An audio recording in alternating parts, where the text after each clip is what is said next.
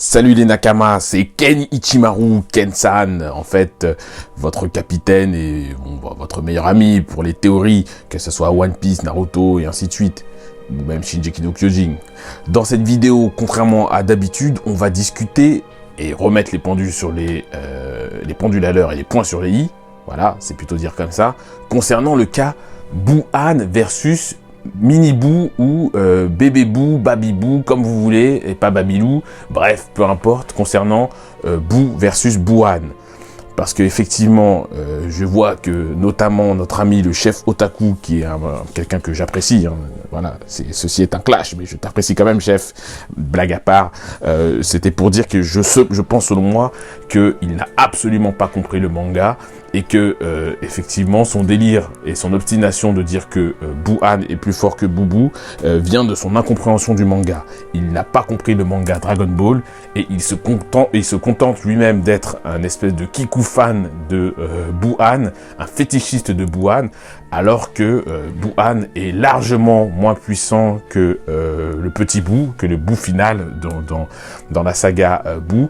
Et je vais vous expliquer dans cette vidéo à travers 2 ou 3 arguments qui vont faire choc et qui seront des arguments d'autorité qui seront indiscutables par rapport à Akira Toriyama et par rapport à l'œuvre Dragon Ball. Il est important, avant, en préambule, de discuter clairement de la saga Dragon Ball, et notamment la partie Z, Dragon Ball Z. La partie Dragon Ball Z, c'est une partie où Goku fait face à ses origines, aux origines des Saiyans, et aussi aux conséquences de sa condition de Saiyan et de sa condition de guerrier. J'entends par là que le premier arc, c'est le retour sur Terre des Saiyans, avec notamment Raditz et Vegeta.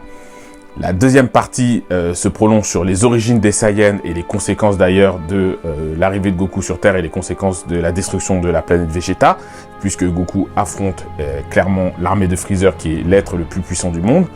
La troisième partie, c'est l'arc Cell, l'arc effectivement Cell et l'arc Cyborg, où clairement là, c'est une partie où Goku fait face aux conséquences de son passé guerrier vis-à-vis de la partie Dragon Ball, où il fait face à l'armée du ruban rouge et à des survivants de l'armée du ruban rouge, puis à une créature qui serait une synthèse finalement des Z-Warriors. Et la dernière partie, c'est une partie qui est anodine, c'est une partie pour conclure l'œuvre de DBZ. Et vous allez comprendre, en tout cas de Dragon Ball, vous allez comprendre que cette partie, elle est importante. Toriyama ne l'a pas choisie pour rien, parce que plus que les autres parties, qui auraient chacune de ces parties pu marquer la fin de l'œuvre Dragon Ball, cette partie vraiment met un point final à l'œuvre DBZ, puisque l'ennemi qui se met en face des Z-Warriors n'est pas quelqu'un, un ennemi qui serait la conséquence des actes des Z-Warriors, c'est-à-dire Goku, Vegeta, les Saiyans en général.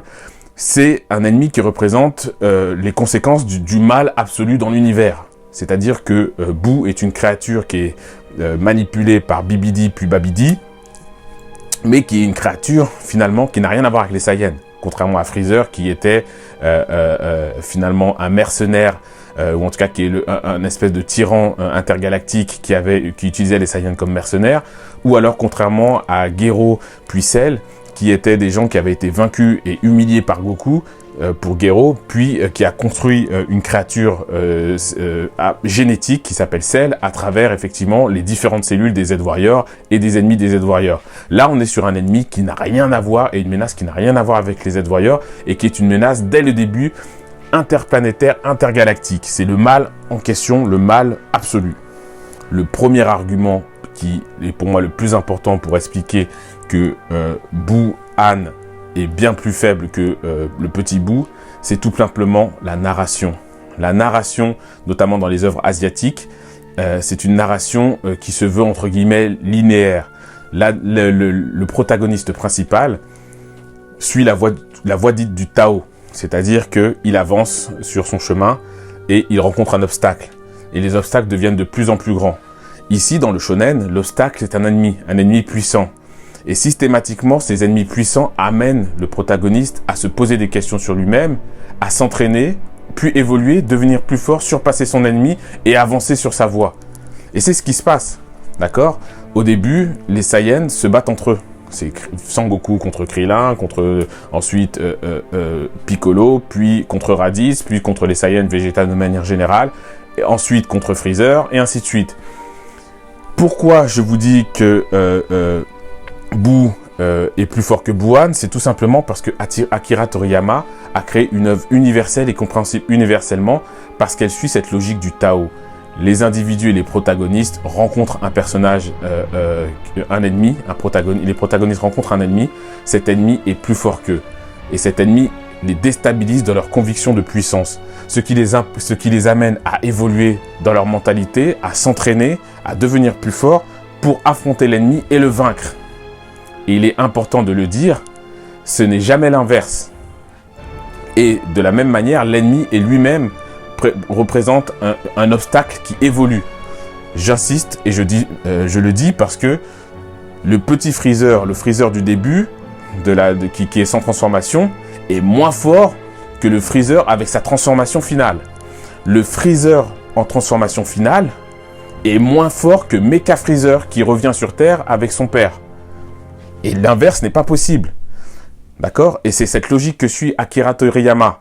De la même manière, Cell est beaucoup moins fort que Perfect Cell, et Cell normal est beaucoup moins fort que Cell ayant absorbé C17.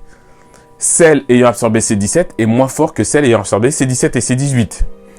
Cell qui se suicide est moins fort, est beaucoup moins fort, ou en tout cas Perfect Cell est beaucoup moins fort que Cell après sa résurrection, une fois qu'il s'est suicidé, qu'il s'est fait exploser avec Goku. D'accord? Donc le premier argument, c'est tout simplement ça. Donc ce qui fait de Dragon Ball Z une œuvre universelle, c'est que les protagonistes avancent, ils sont amenés eux-mêmes à évoluer face à un adversaire qui évolue. Et l'adversaire, le ultime, le dernier adversaire, est toujours l'adversaire le plus puissant. Ça n'est jamais arrivé dans Dragon Ball Z, dans la narration de Dragon Ball Z ou Dragon Ball, que l'ennemi qui arrive, ou la transformation de l'ennemi, est une transformation qui le rend moins fort. Si cette transformation le rend moins fort, ce n'est que momentané, pour susciter un espoir, avant de recréer un désespoir plus grand. Et par rapport à ça, Akira Toriyama l'a très bien fait avec la saga Cell, où Cell se prend un coup de poing de Gohan, recrache C18, pardon, puis se suicide, Cell se suicide, donc il est moins fort, les protagonistes prennent la confiance, sauf que Cell se suicide, il explose. Quand Cell réapparaît, revient à la vie grâce à ses cellules, le Cell qui revient à la vie est plus puissant que le Perfect Cell. Il est quasiment du niveau Super Saiyan 2. Et il en est de même pour tout dans la saga DBZ, dans la saga Dragon Ball.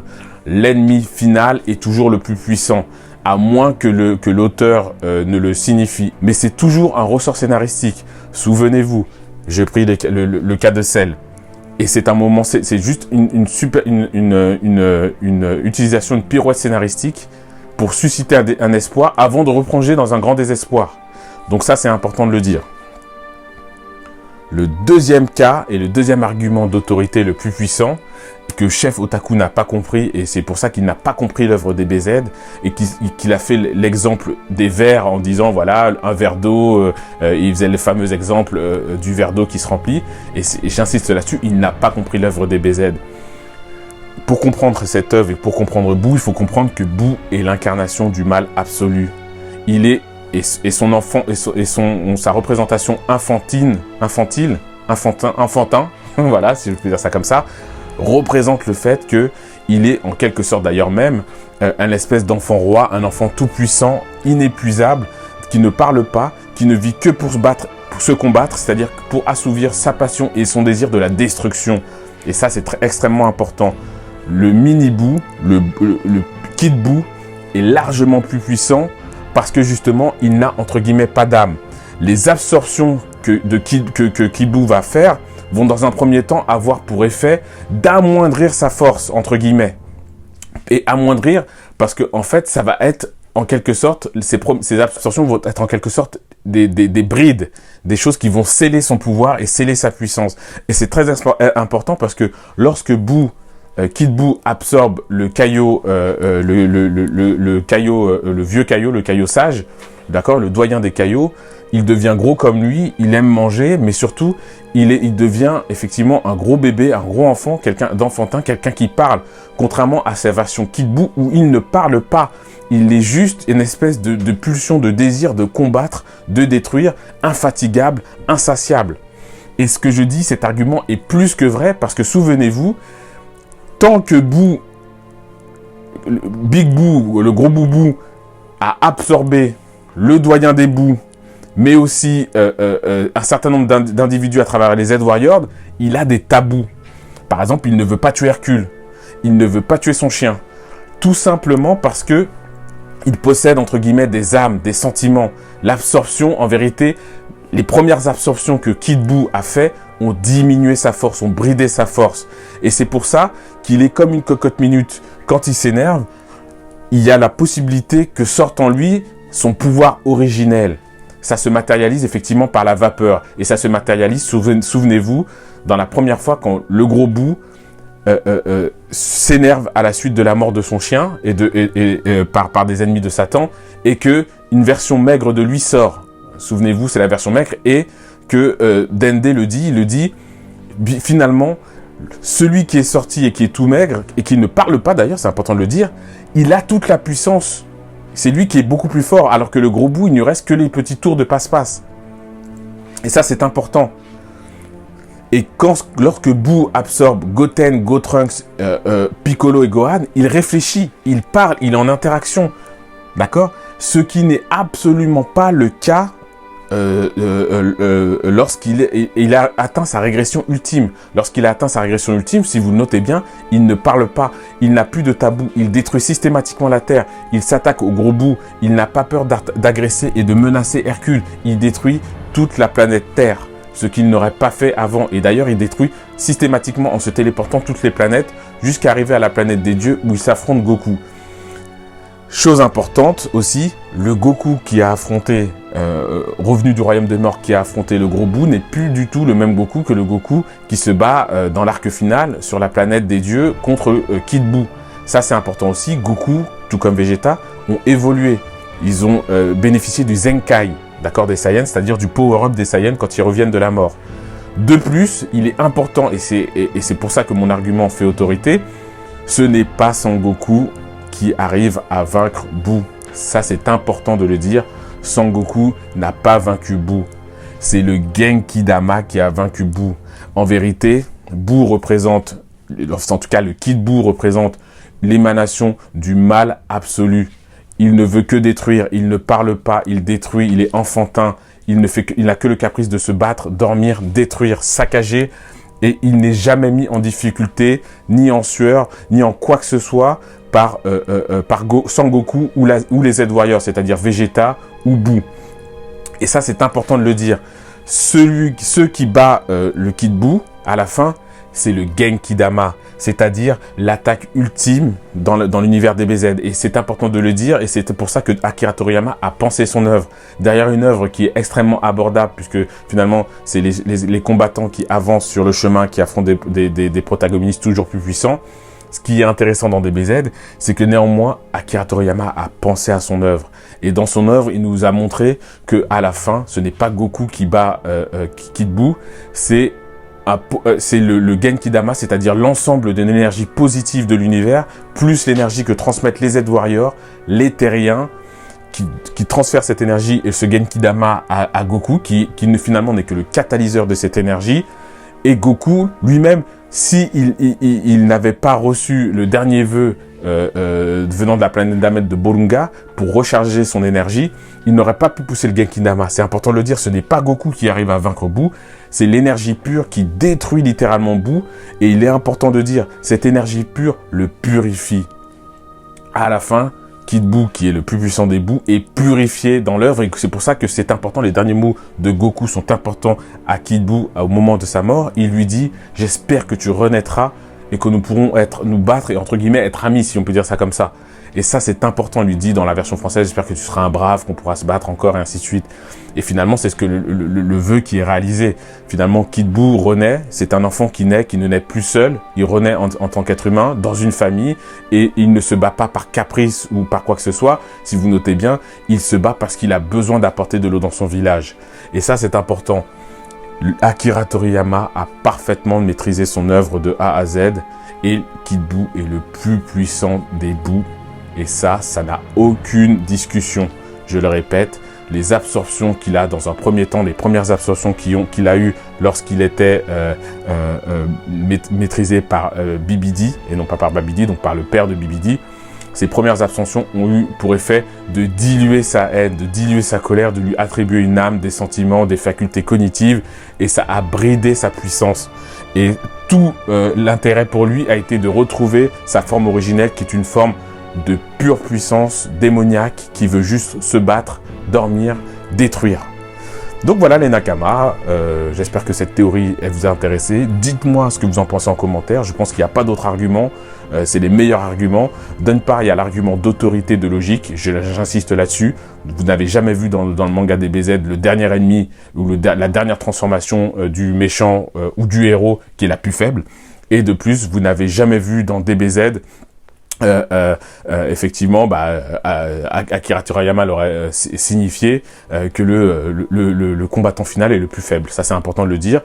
Et puis, effectivement, j'ai rapporté en plus on va dire le dernier argument qui fait autorité, c'est clairement la réalité sur la défaite de Buu, en sachant qu'il a été vaincu, lui représentant le mal absolu, l'énergie du mal absolu, qui n'a pas du tout été créé par Bibidi ni Babidi. Il a été un outil entre les mains finalement d'adultes maléfiques. Il a été détruit par la manifestation de l'énergie pure. Lui qui était tout seul et qui détruisait tout, il a été détruit par l'ensemble des forces positives de l'univers, par une boule d'énergie positive concentrée des gens qui ont repoussé ce mal. Donc voilà les Nakama, partagez, likez, dites-moi ce que vous en pensez en commentaire, et puis je vous dis à très bientôt pour d'autres théories. Ciao.